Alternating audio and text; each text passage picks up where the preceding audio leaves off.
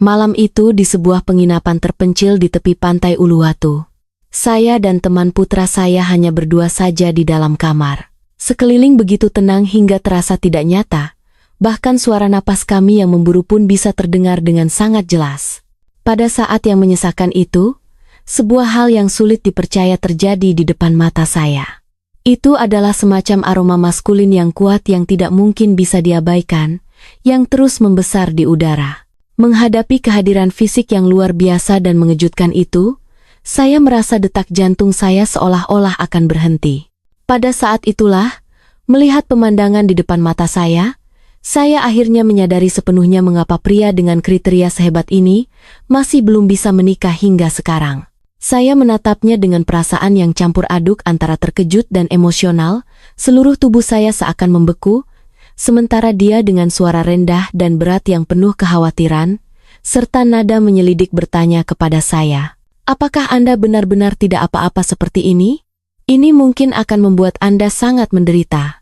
Mengapa seorang janda berusia 55 tahun bisa datang ke penginapan seperti ini hanya berdua saja dengan teman putranya yang berusia 22 tahun lebih muda darinya?" Sekarang saya akan menceritakan secara mendalam kepada Anda.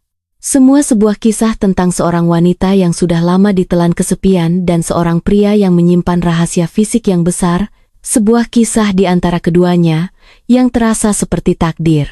Sebelum kisah ini dimulai secara resmi, pastikan untuk menekan tombol berlangganan dan suka di sudut kanan bawah video ini.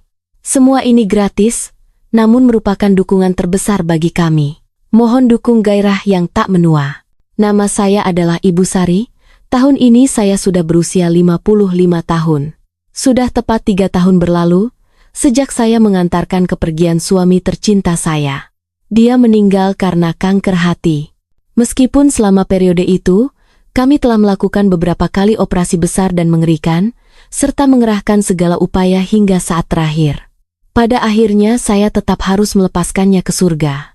Saat itu saya baru saja menginjak usia 52 tahun. Jadi bisa dikatakan bahwa masa hidup sendirian sebagai seorang janda sebenarnya sudah cukup lama.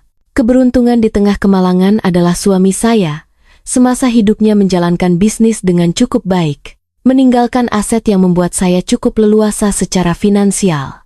Saat ini saya tinggal di sebuah apartemen mewah yang luas di daerah Kemang, Jakarta, hidup sendirian. Pada dasarnya saya tidak perlu merasa khawatir soal uang seumur hidup ini. Teman-teman di sekitar saya selalu melihat saya dengan iri dan berkata, "Sari, kamu sungguh beruntung. Sama sekali tidak perlu memikirkan uang, hidupmu begitu santai dan nyaman." Tetapi tidak ada satupun dari mereka yang tahu kebenarannya. Rumah yang terlalu luas ini, begitu malam tiba, gema yang kosong dan perasaan dingin yang ada di dalamnya sungguh membuat orang merasa takut.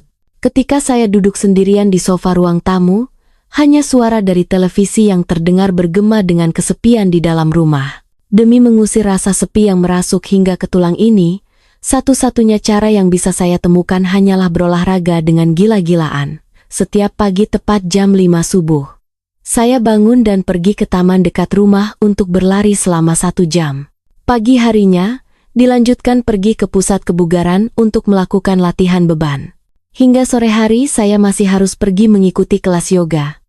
Jadwal ini disusun begitu padat, hampir seperti orang yang kecanduan olahraga. Tetapi jika tidak melakukannya, saya benar-benar tidak tahu bagaimana cara melewati hari yang panjang ini. Berkat olahraga dengan intensitas tinggi ini pula, saya yang berusia 55 tahun mampu mempertahankan bentuk tubuh yang cukup baik. Bahkan instruktur muda di pusat kebugaran pernah memuji saya dan mengatakan bahwa saya memiliki bentuk tubuh kencang seperti orang berusia 30-an. Namun hati saya tidaklah semudah itu. Penampilan luar yang muda tidak bisa menutupi kekosongan di dalam batin. Sebagai seorang wanita, rasa kesepian dan kerinduan akan cinta terasa semakin kuat hari demi hari. Apakah di usia setua ini kehidupan saya sebagai wanita akan berakhir begitu saja? Setiap kali pikiran seperti ini muncul di saat malam yang sunyi, dada saya terasa seperti ditindih batu besar, begitu sesak hingga membuat saya panik. Begitulah. Setiap hari saya mengandalkan olahraga untuk mengisi waktu dan bertahan hidup dengan susah payah hingga hari itu akhirnya tiba. Itu adalah hari pernikahan Aris, putra tunggal saya. Aula pernikahan didekorasi dengan sangat megah dan banyak tamu yang datang. Saya sebagai ibu dari mempelai pria, mengenakan kebaya yang anggun, tersenyum dan sibuk menganggukkan kepala menyapa setiap tamu yang hadir.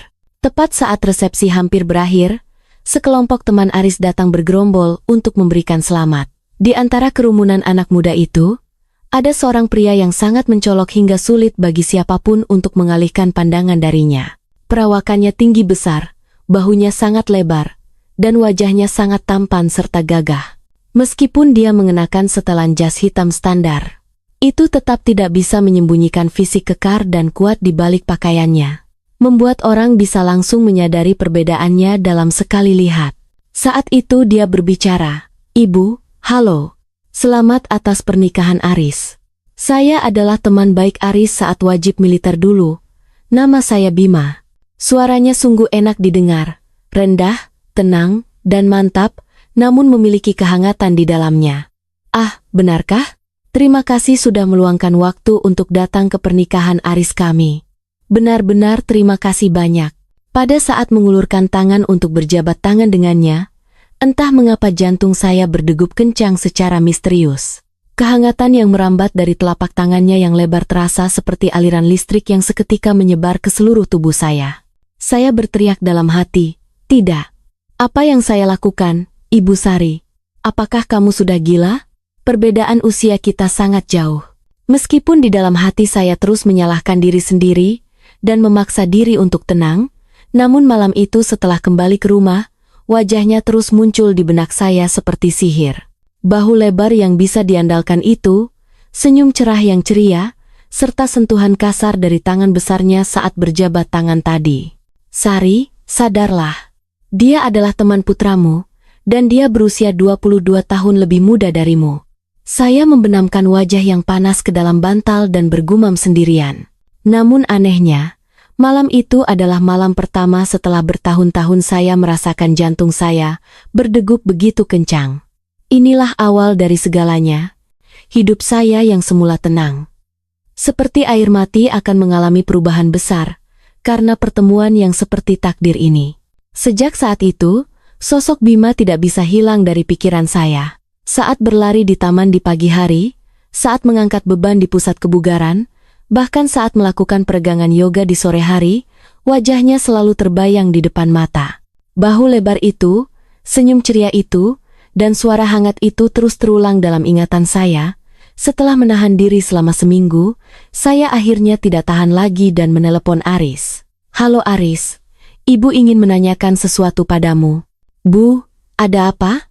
Apakah terjadi sesuatu di rumah?" "Tidak ada. Hanya saja saat hari pernikahan kemarin, di antara teman-temanmu ada pria yang tinggi dan tampan." "Siapa namanya ya?" "Siapa? Hari itu banyak sekali teman yang datang. Itu loh, yang pakai jas hitam. Bahunya sangat lebar, suaranya rendah dan enak didengar." "Oh, maksud Ibu Bima?" Mendengar nama itu, jantung saya melonjak sesaat seolah-olah terkena hantaman. "Ya, benar, Bima. Bima itu biasanya bekerja sebagai apa?" "Dia lulusan pendidikan olahraga. Sekarang dia menjadi instruktur renang di pusat olahraga besar dekat rumah kita." "Oh iya, di antara kelompok teman militer kami, sekarang hanya dia satu-satunya yang belum menikah." "Benarkah? Dia punya penampilan yang begitu baik dan tampan. Bagaimana mungkin belum menikah? Apakah standarnya terlalu tinggi?" Aris ditelepon seolah-olah sedikit ragu. Bicaranya menjadi aneh. "Itu, saya juga tidak tahu pasti. Agak rumit sih, nanti kalau ada kesempatan saya ceritakan ya." "Kenapa? Apakah ada masalah kepribadian? Atau ada kebiasaan buruk?" "Bukan Bu, orangnya sangat baik. Hanya saja kalau dibicarakan agak canggung." "Sudahlah. Nanti-nanti saja ya." Setelah menutup telepon, otak saya malah menjadi semakin kacau. Mengapa dia menjadi satu-satunya yang belum menikah? Aris kenapa tidak bisa mengatakannya? Mungkinkah ada kesulitan yang tidak terlihat dari luar? Apakah ada cacat karakter yang besar? Segala macam imajinasi aneh berputar di kepala saya. Namun anehnya, semakin saya berpikir liar seperti itu, saya malah merasa semakin penasaran. seperti buah terlarang di Taman Eden. Semakin saya merasa tidak seharusnya tahu, hati ini malah semakin ingin menyelidikinya. Setelah bingung selama beberapa hari, saya akhirnya membulatkan tekad. Bertemu sekali saja tidak apa-apa. Berpura-pura bertemu secara tidak sengaja di pusat olahraga dan menyapanya, mungkin perasaan bergejolak ini akan menjadi tenang. Pusat olahraga yang dikatakan Aris tidak sulit ditemukan, lokasinya dekat dengan rumah saya dan skalanya sangat besar. Suatu sore, saya sengaja memutar jalan untuk melewati tempat itu. Melalui jendela kaca besar, saya diam-diam melihat ke dalam kolam renang, di mana Bima yang mengenakan celana renang ketat sedang mengajar kelas. Seluruh tubuhnya basah kuyup, garis-garis ototnya terlihat sangat jelas. Dia tersenyum cerah ke arah murid-muridnya saat mengajar. Ya Tuhan, ini benar-benar tidak tertahankan. Saya tanpa sadar menghela napas panjang, dan wajah saya memerah. Melihat sosoknya yang penuh vitalitas seperti itu, jantung saya berdegup kencang, seolah-olah saya kembali ke masa remaja. Keesokan harinya saya langsung pergi ke meja resepsionis untuk mendaftar kelas renang. Saya ingin belajar berenang. Apakah ada kursus pelatih pribadi? Ada Bu? Jam berapa Ibu bisa? Hari Selasa dan Kamis sekitar jam 2 siang. Baiklah. Jam tersebut kebetulan adalah jadwal pelatih Bima yang kosong. Saat memegang formulir pendaftaran dan berjalan keluar, saya merasa diri saya benar-benar sudah gila. Seorang janda berusia 55 tahun, demi melihat teman putranya sampai nekat mendaftar belajar berenang. Tetapi saya sudah tidak punya jalan kembali, dan saya juga tidak ingin kembali. Pada pertemuan pertama, saat saya mengenakan pakaian renang dan berjalan masuk ke kolam dengan sedikit malu, Bima langsung mengenali saya. Loh, bukankah ini Ibu Aris? Kita pernah bertemu di pernikahan kemarin. Ah, benar sekali. Sungguh kebetulan ya. Saya tidak menyangka kamu bekerja di sini. Tentu saja itu bohong. Ini sepenuhnya adalah rencana yang saya buat dengan matang. Tetapi Bima tersenyum dengan sangat tulus dan berkata dengan antusias. Wah, benar-benar kebetulan sekali Bu. Karena kita begitu berjodoh, saya pasti akan mengajar Ibu dengan sungguh-sungguh. Terima kasih. Kalau begitu, saya titip diri ya pelatih Bima. Sejak hari itu, 2 kali seminggu saya mulai belajar berenang dengan Bima. Awalnya saya benar-benar hanya ingin sekadar belajar renang dan melihat wajahnya saja. Saya pikir asalkan saya bisa menikmati getaran singkat ini, seiring berjalannya waktu perasaan ini akan memudar. Namun seiring berjalannya kelas, kontak fisik dan percakapan dengan Bima semakin banyak, hati saya malah terperosok semakin dalam hingga tidak bisa melepaskan diri. Ibu, posisi Ibu sudah sangat standar. Apakah dulu sering berolahraga? Ya. Saya terbiasa lari di taman setiap pagi dan juga latihan beban di gym. Wah, pantas saja bentuk tubuh Ibu terjaga dengan sangat baik, garis ototnya sangat indah. Maaf, saya tidak bermaksud lancang. Melihat wajahnya yang memerah malu dan terburu-buru meminta maaf, saya merasa dia sangat manis. Sejujurnya, dipuji soal bentuk tubuh oleh pria muda yang kekar, benar-benar membuat suasana hati menjadi sangat baik. Tidak apa-apa, saya anggap itu sebagai pujian. Ini benar-benar bukan sekadar basa-basi Bu. Di antara anggota kami jarang ada yang bisa mengelola tubuh sebaik Ibu. Saat memperbaiki posisi di dalam air, tangan Bima akan menopang lengan, pinggang, dan kaki saya. Jenis suhu tubuh yang merambat melalui aliran air serta sentuhan otot yang padat membuat saya mabuk kepayang. Jika terus begini benar-benar akan terjadi sesuatu, tetapi saya tidak bisa berhenti, malah ingin semakin dekat dengannya. Setelah kelas berakhir, kami secara alami mulai mengobrol, dari soal olahraga hingga kesehatan dan kehidupan sehari-hari. Bima, mengapa kamu ingin menjadi pelatih renang? Sejak kecil saya sudah suka berenang. Saat berada di dalam air, semua masalah di dunia seolah-olah menghilang, rasanya sangat tenang. Saya mengerti perasaan itu, saya juga merasakannya saat lari pagi. Bu, apakah Ibu merasa kesepian tinggal sendirian? Pertanyaan yang tiba-tiba itu membuat saya tersentak. Bima menatap saya dengan tenang, matanya seolah menyembunyikan sesuatu.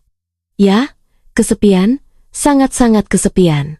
Ini adalah pertama kalinya saya Jujur kepada orang lain tentang kekosongan setelah kehilangan suami, kesunyian di rumah yang tidak ada orang, serta keinginan batin saya sebagai wanita. Saya juga begitu. Bima menjawab dengan suara rendah yang mengandung kesedihan. Saya juga merasa sangat kesepian. Setelah kelas hari itu, saya memberanikan diri bertanya kepadanya. Bima, saya setiap pagi lari ke taman, mau ikut bersama, benarkah? Boleh Bu, saya juga suka lari pagi. Kalau begitu besok pagi jam 6 bertemu di taman dekat rumah kita ya? Baik, sampai bertemu besok. Dalam perjalanan pulang, jantung saya tidak berhenti berdebar. Langkah kaki saya ringan, seolah ingin terbang. Ternyata saya yang mengajaknya lebih dulu. Malam itu saya membongkar seluruh isi lemari pakaian, mencoba setiap setelan baju olahraga, yang ini terlalu longgar, yang itu warnanya tidak bagus. Akhirnya saya memesan satu setelan baju olahraga ketat yang baru secara daring.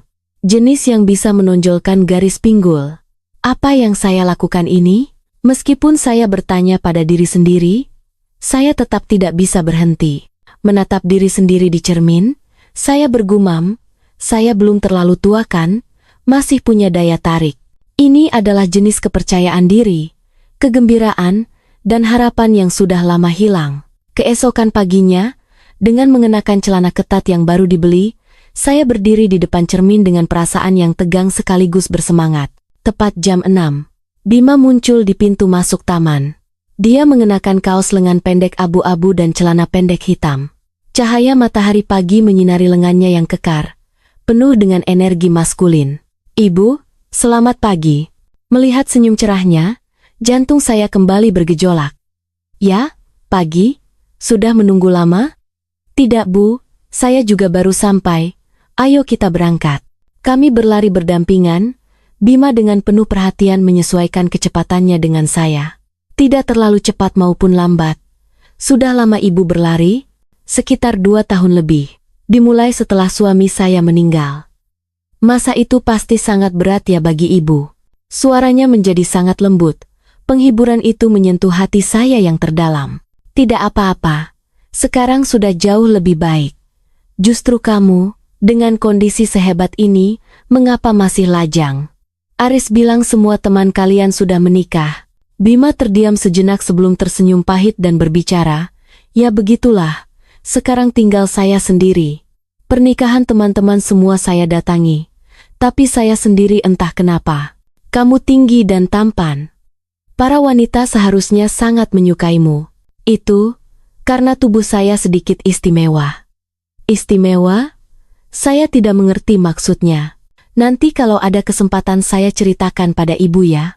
Bima mengalihkan topik pembicaraan dengan senyum yang membawa sedikit kesedihan. Sejak hari itu, kami bertemu 4 kali seminggu, Selasa dan Kamis untuk renang, Senin dan Jumat untuk lari pagi. Seiring berjalannya waktu, percakapan kami menjadi semakin mendalam dan kami semakin memahami satu sama lain. Bima adalah orang yang jauh lebih teliti dan hangat dari yang saya bayangkan. Asal saya terlihat sedikit lelah, dia akan langsung menyadarinya. Hingga pada suatu hari, setelah selesai lari pagi, kami duduk di bangku taman untuk beristirahat.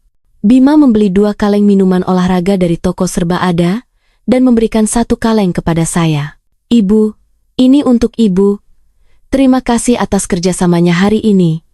Terima kasih. Tepat saat saya sedang minum, Bima membuka penarik kalengnya, namun tangannya terpeleset hingga minuman itu tumpah keluar.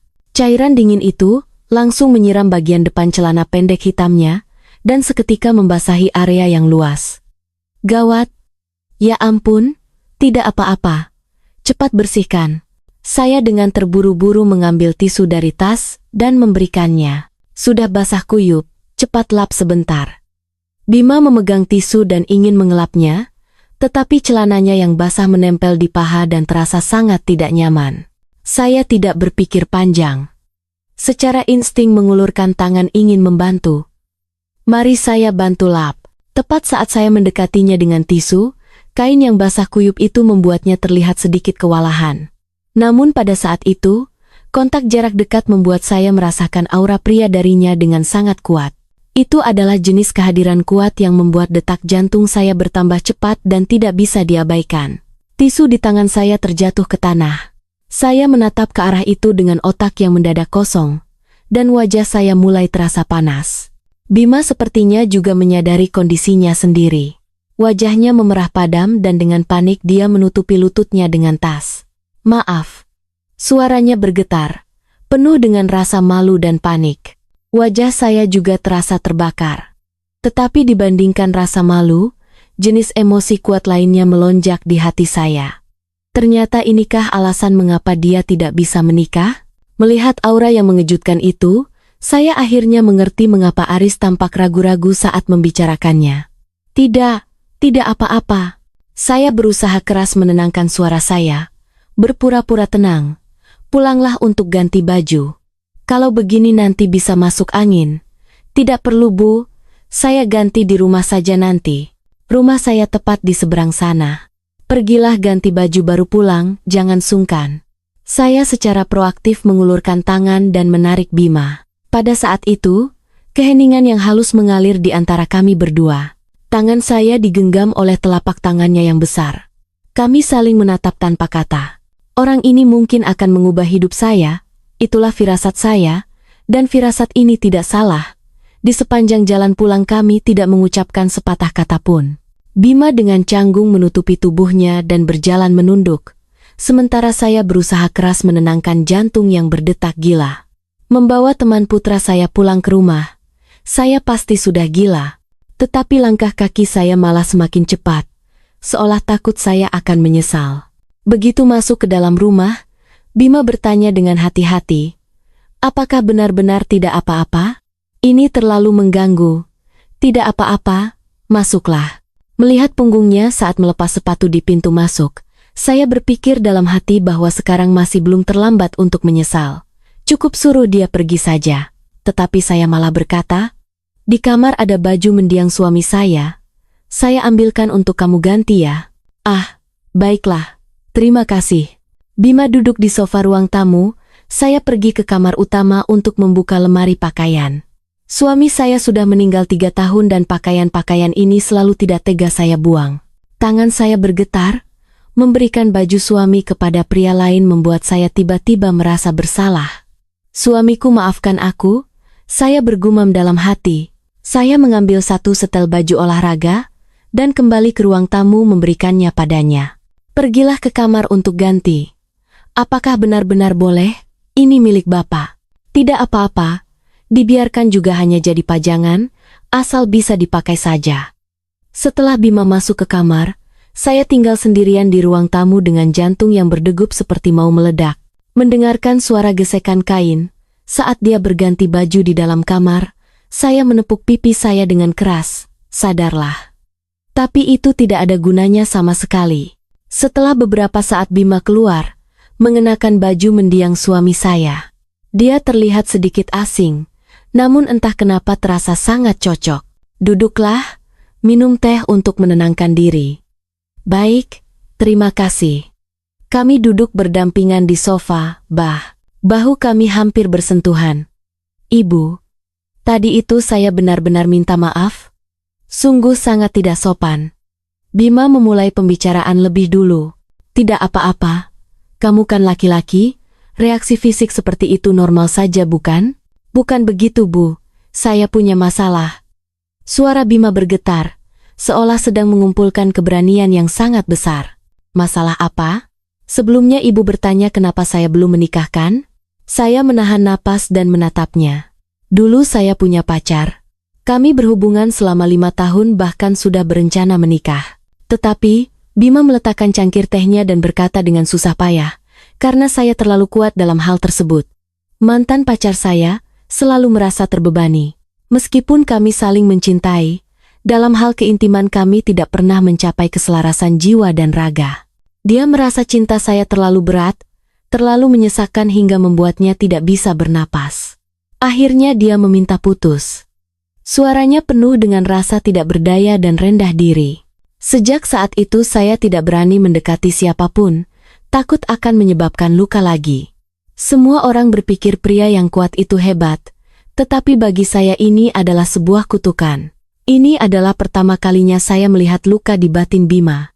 Dia yang terlihat begitu kuat dari luar, ternyata memiliki hati yang begitu rapuh. Saya tanpa sadar menggenggam tangannya. Bima, sejujurnya, dia mengangkat kepala dan menatap saya dengan tatapan mata yang teguh. Saya selalu memiliki perasaan baik terhadap ibu. Sejak pertama kali bertemu di hari pernikahan itu, jantung saya berdegup kencang. Saya tahu ini kedengarannya konyol, perbedaan usia kita besar, dan saya adalah teman putra ibu sendiri. Tetapi, saya tidak bisa mengendalikannya. Bima, saat berolahraga dan mengobrol dengan ibu memperlakukan saya seperti orang biasa. Perasaan itu benar-benar sangat menyenangkan. Bukan karena rasa kasihan, dan bukan pula dengan tatapan mata yang aneh. Matanya berkaca-kaca. Bolehkah beri saya satu kesempatan? Saya ingin perlahan-lahan mengenal ibu lebih dalam. Air mata saya juga ikut jatuh. Kesepian selama 3 tahun ini, perasaan sebagai wanita yang telah lama dilupakan, semuanya tumpah ruah pada saat ini. Sebenarnya saya juga terus memikirkanmu. Kalimat itu meluncur begitu saja dari mulut saya. Saya tidak tahu apakah ini salah atau benar. Tetapi melihatmu membuat saya merasa benar-benar hidup. Bima menggenggam erat tangan saya. Apakah ibu tidak takut? Karena kondisi tubuh saya yang seperti itu. Takut?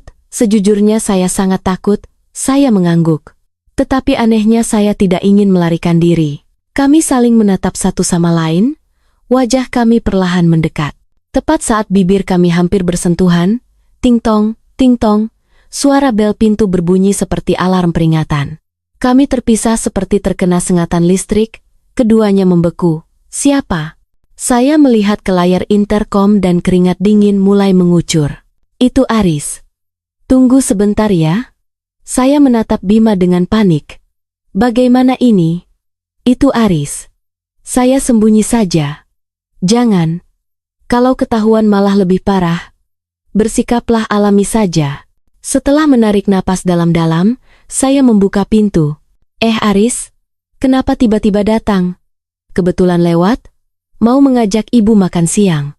Aris berjalan masuk ke ruang tamu dan melihat Bima yang duduk di sofa. Bima? Kamu kenapa ada di sini? Ah, Aris. Bima berdiri dan tersenyum canggung. Tadi tidak sengaja bertemu di taman. Baju saya kotor kena tumpahan minuman, ibu baik sekali mau meminjamkan baju untuk saya ganti. Saya juga segera menimpali. Iya. Tadi minumannya tumpah semua, jadi ibu ambilkan baju ayahmu untuk dipinjamkan padanya. Aris menatap kami dengan curiga, tetapi sepertinya tidak menemukan celah kesalahan. Oh, ternyata begitu. Tapi kamu kok tidak sungkan sekali sama aku? Hahaha, iya juga ya. Suasana menjadi sangat canggung pada titik itu. Anu Aris, makan siangnya lain kali saja ya. Hari ini ibu sudah ada janji. Janji? Sama siapa? Sama Tante Sushila? Saya berbohong, hanya ingin segera menyuruhnya pergi. Oh baiklah. Kalau begitu aku pergi dulu. Bima. Nanti hubungi aku ya. Iya, oke. Setelah Aris pergi, saya dan Bima sama-sama menghela napas lega. Syukurlah. Bima bergumam sendirian. Iya, meskipun krisis sudah terlewati, tetapi suasananya sudah hilang. Kalau begitu saya pamit dulu, Bu. Ya, baiklah. Saat mengantarnya ke pintu, saya menarik lembut tangannya. Bima, kita jalani perlahan-lahan saja, jangan terburu-buru. Baik, Bu. Saya juga ingin menghargai perasaan ini. Setelah Bima pergi, saya terduduk lemas di sofa. Jika tadi tidak ada orang yang menekan bel pintu, apa yang akan terjadi? Saya menyentuh bibir saya, dan di dalam hati saya malah merasa sedikit menyesal. Malam itu saya tidak bisa tidur. Pernyataan cinta Bima, ciuman yang hampir terjadi, serta rahasia fisik yang mengejutkan itu. Apakah orang seusia saya benar-benar bisa menanggungnya?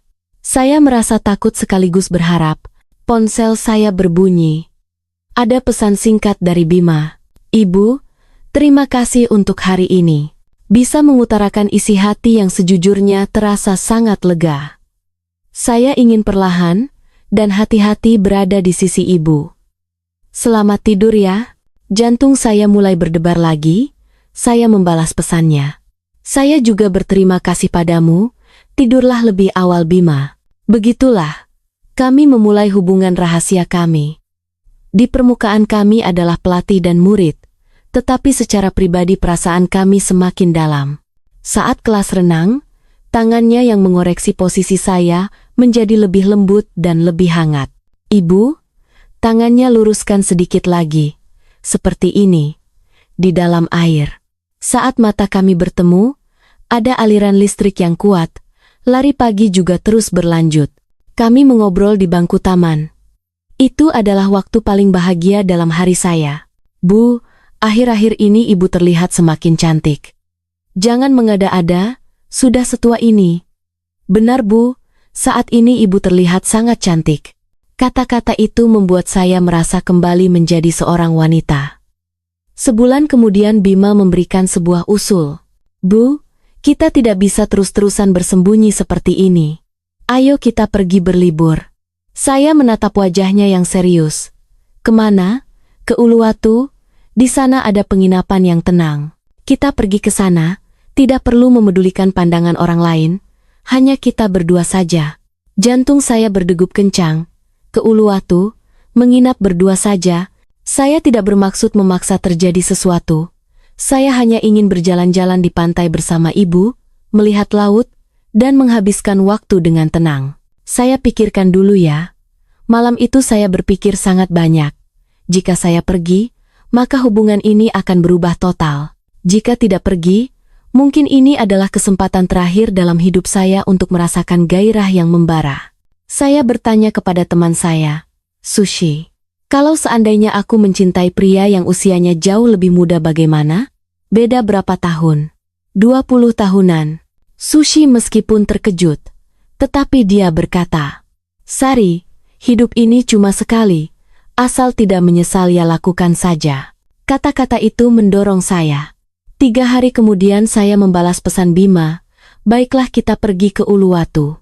Hari Jumat itu saya membawa koper dan pergi ke stasiun. Di dalam kereta, kami duduk berdampingan melihat pemandangan di luar jendela yang berubah dari perkotaan menjadi pedesaan. Gugup ya? Bima bertanya. Ya, sangat gugup. Dia diam-diam menggenggam tangan saya. Kehangatan itu membuat saya merasa tenang. Sesampainya di Bali, kami naik taksi menuju penginapan di tepi pantai. Pemandangannya sungguh indah. Saat masuk ke kamar, hanya ada satu tempat tidur besar.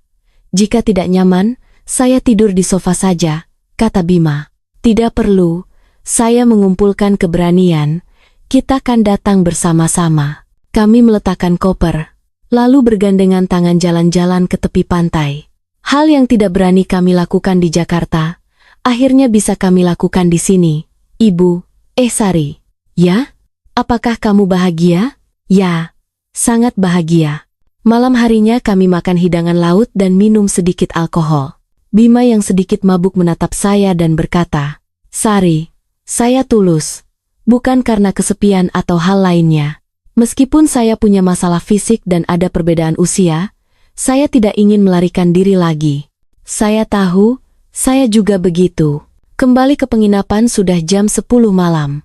Setelah mandi, di tepi tempat tidur Bima mendekat dan memegang wajah saya. Kami akhirnya berciuman, lembut namun membara. Saat kami saling mendekap tanpa rahasia lagi, saat itu semua keraguan menghilang. Meskipun ada sedikit rasa canggung dan tegang, dia sangat lembut dan sabar. Ketika akhirnya jiwa dan raga kami menyatu, itu adalah jenis kepuasan dan kebahagiaan seolah jiwa akhirnya menemukan tempat pulangnya. Bima juga meneteskan air mata. Terima kasih Sari. Terima kasih sudah menerima saya. Terima kasih. Kami tertidur sambil berpelukan. Keesokan paginya saat melihat wajahnya yang tertidur pulas, saya tahu saya tidak bisa kembali lagi. Kami bukan lagi sekadar teman, melainkan sepasang kekasih. Saya harus bertanggung jawab atas hubungan ini. Saya membulatkan tekad dalam hati. Setelah kembali ke Jakarta, seluruh wajah saya tampak berseri-seri. Kami bertemu lebih sering lagi. Selain berolahraga, kami juga pergi makan di restoran yang tersembunyi. Bima memberi saya kalung. Meskipun tidak mahal, tetapi ketulusan hatinya membuat saya terharu. Saya juga mulai memperhatikannya, memasakkan beberapa makanan bergizi untuknya. Kami mengisi kekosongan satu sama lain. Namun, sepandai-pandainya menyimpan bangkai, baunya akan tercium juga. Hari itu Aris membawa istrinya, Tia, tiba-tiba datang ke rumah untuk makan malam. Saat saya sibuk di dapur, Tia di ruang tamu melihat nota pembayaran di atas meja. Bu, nota penginapan di Uluwatu ini maksudnya apa ya? 2 minggu yang lalu, hati saya tersentak. Oh itu, ibu pergi sama Tante Sushi. Tante Sushi? Bukannya hari itu Tante Sushi sedang liburan di Malang? Aku lihat dia posting foto di media sosial kok. Tia menunjukkan dengan tajam. Saat itu Aris juga merasa ada yang tidak beres. Bu, sebenarnya ibu pergi sama siapa? Cuma teman kok? Lagi pula penginapan ini kan khusus untuk pasangan. Tia menambahkan lagi. Tepat saat itu ponsel di atas meja menyala. Ada pesan masuk dari Bima. Sari, malam ini ingin makan malam bersamamu, sangat merindukanmu. Aris melihat nama pengirimnya adalah Bima. Ibu sama Bima? Aris menatap saya dengan terkejut. Apakah ini benar? Ibu dengan orang yang aku pikirkan itu? Aris dengarkan penjelasan ibu dulu. Apa? Ibu pergi ke Uluwatu menginap di penginapan pasangan dengan teman anak ibu sendiri yang lebih muda 22 tahun? Aris gemetar karena marah. Tia berkata dengan dingin, apakah ibu sudah gila? Itu teman anak ibu sendiri, dan dia pasti hanya mengincar harta ibu. Tidak, dia tulus. Tulus. Seorang pelatih renang terhadap janda kaya. Bisa punya ketulusan apa? Tentu saja dia mau hidup enak tanpa kerja keras selama 20 tahun ke depan. Diam, kalian tidak mengerti. Saya berteriak, kami tidak mengerti? Ibu sadarlah. Tepat saat kami sedang bertengkar hebat, bel pintu berbunyi. Bima datang. Dia datang untuk menjemput saya makan malam. Aris menerjang maju untuk membuka pintu. Bima. Aris, kamu kenapa? Kurang ajar kamu. Berani-beraninya kamu menyentuh ibuku. Aris mencengkeram kerah baju Bima. Tidak begitu Aris. Saya benar-benar mencintai Sari. Cinta apa? Kamu cinta uangnya kan? Hentikan. Saya berlari melerai mereka. Ruang tamu menjadi sangat kacau. Aris terengah-engah menunjuk Bima lalu menatap saya. Bu, sekarang ibu pilih, mau pria ini atau mau anak ibu? Kalau ibu pilih dia, aku akan putus hubungan ibu dan anak. Harta juga aku tidak mau. Jangan harap bisa bertemu aku lagi. Melihat tatapan mata anak saya yang sangat benci, lalu melihat ekspresi Bima yang terluka, hati saya seperti diiris sembilu. Bima, suara saya gemetar. Maafkan saya. Bima menatap saya, tatapan matanya menjadi redup. Mari kita sampai di sini saja Sari. Saya tidak bisa melihat hidupmu hancur dan kamu kehilangan anakmu. Maafkan saya. Benar-benar maafkan saya. Saya menangis sejadi-jadinya. Bima mengangguk dengan mata merah. Saya mengerti.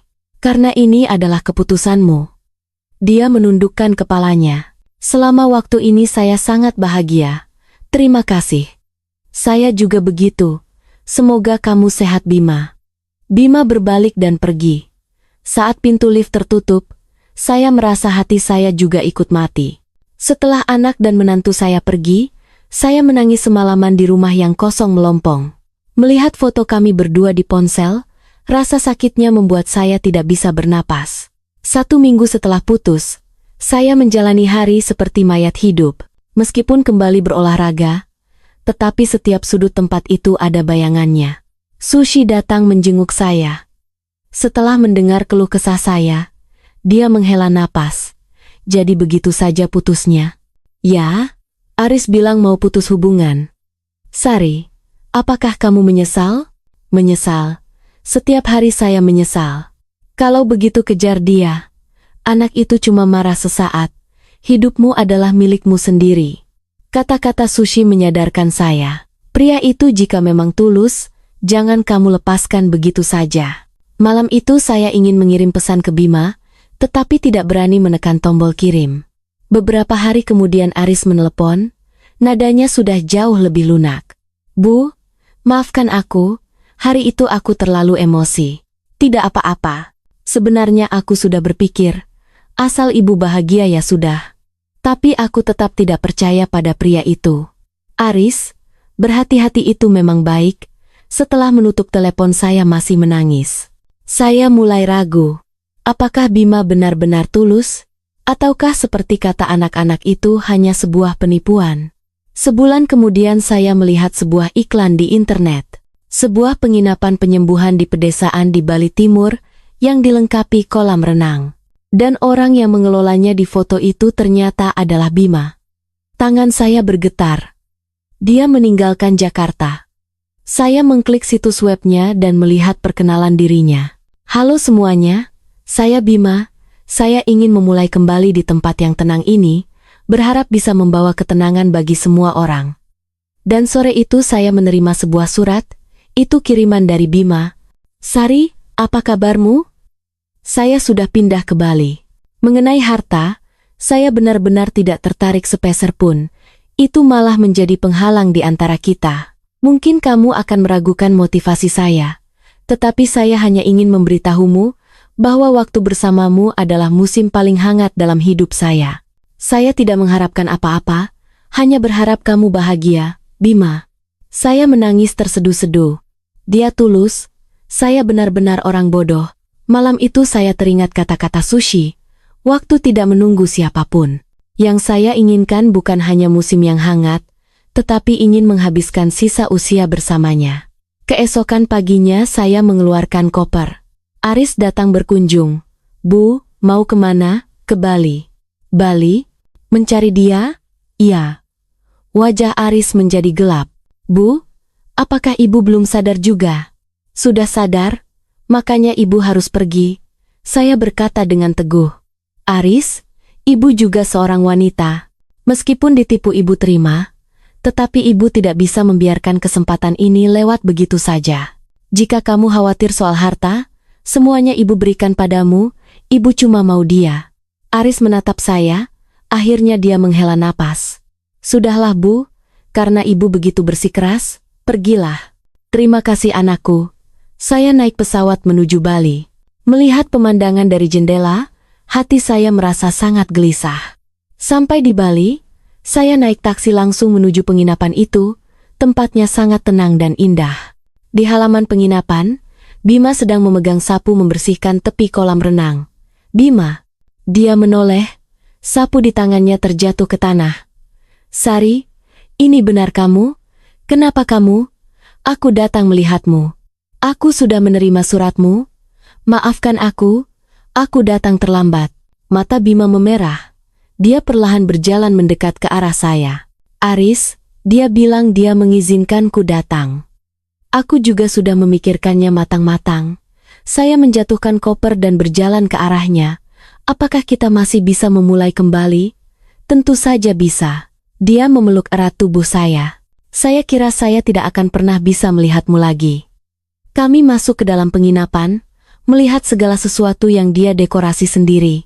Tempat ini sungguh bagus. Sari, saya tidak menginginkan uangmu. Asal kita bersama saja sudah cukup. Aku tahu. Aku akan menemanimu mengelola penginapan ini di sini. Bagaimana? Benarkah? Kamu bersedia meninggalkan Jakarta? Ya, asalkan ada kamu di sini. Malam itu kami kembali bersatu di bawah langit bertabur bintang di Bali. Jauh lebih dalam dan lebih mesra daripada saat di Uluwatu dulu.